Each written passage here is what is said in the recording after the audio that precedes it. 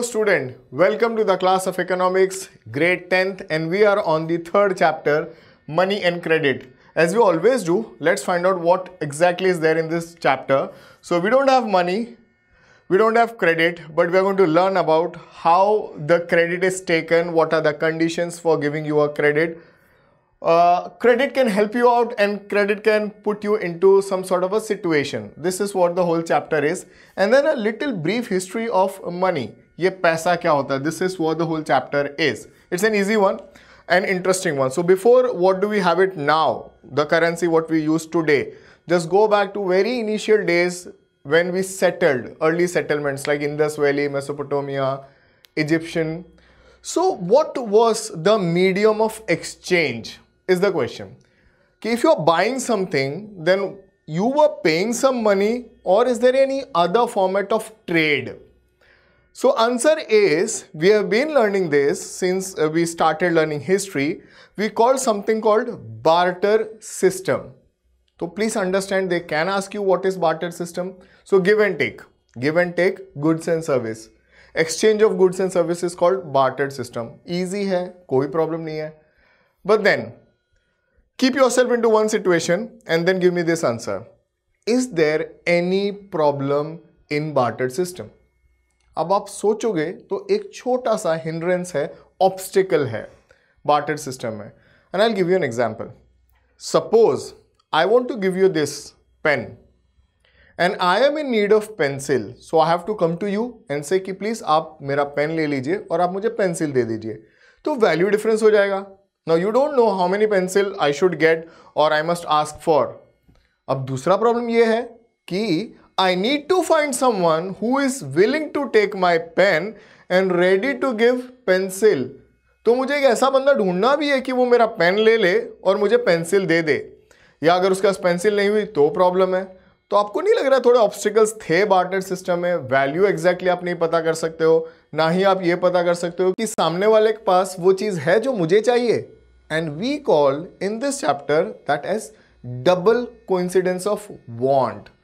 तो दो इंस्टेंसेस आपको चेक करना है कि भाई सामने वाले के पास वो चीज होनी चाहिए जो मुझे चाहिए और वो मेरी चीज के लिए अग्री भी करे.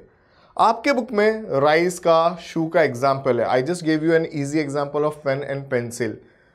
अगर ये प्रॉब्लम है तो I just ask a simple question, how is that you are over going to this problem?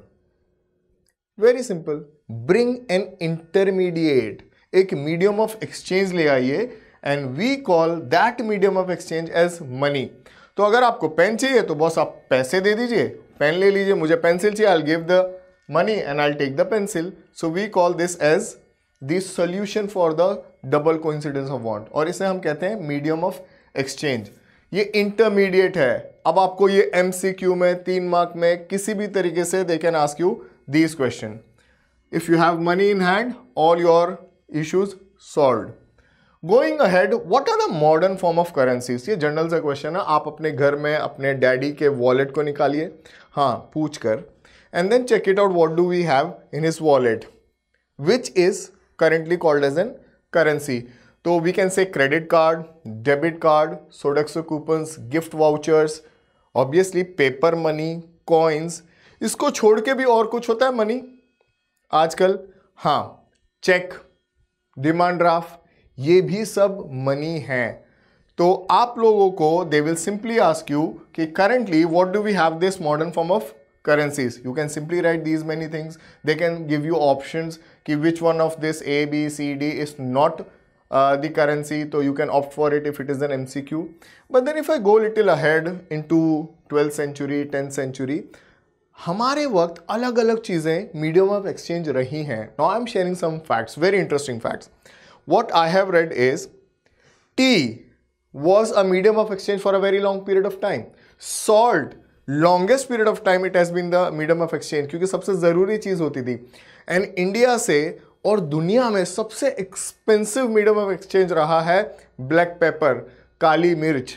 ये सब मीडियम ऑफ एक्सचेंज है.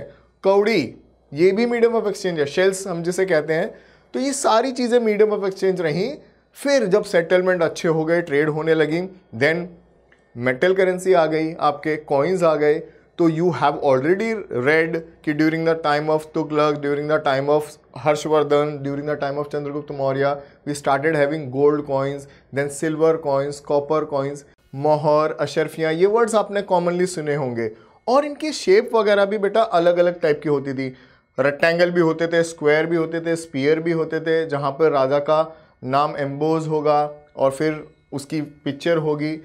In today's currencies also we have the same sort of things. The famous personalities are there on the currencies.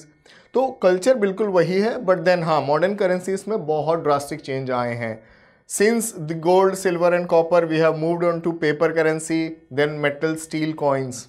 Now आगे बढ़ते हुए find it out कि current currencies जो हैं वो कैसी कैसी रही हैं और हमें ये करेंसीज को कौन कहता है कि बॉस यही एक्सेप्ट कीजिए। तो this word, every Indian note will have this word reserve bank of India. एक छोटा सा सवाल था, बड़ा अटपटा का सवाल है, आप में से कितनों के account reserve bank of India में है? आप पूछ लीजिएगा किसी से भी, अपने घर में भी किसी का है क्या, नहीं। आंसर मिलेगा ना, क्योंकि रिजर्व बैंक ऑफ इंडिया में किसी का अकाउंट नहीं है। Reserve bank of India is a governing body for all the banks within our country and on behalf of central government they are the one who authorize the currency to Indians। और इन्होंने कह दिया कि boss ये currencies हैं तो ये currency हैं।